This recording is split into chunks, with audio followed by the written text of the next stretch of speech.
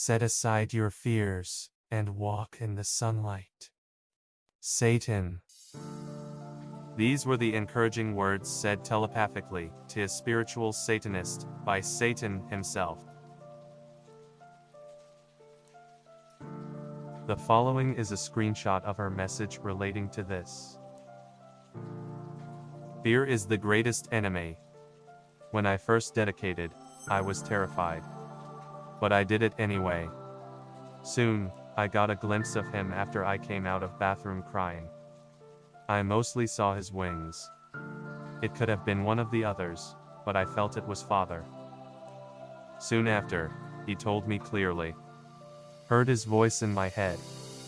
Set aside your fear and walk in the sunlight.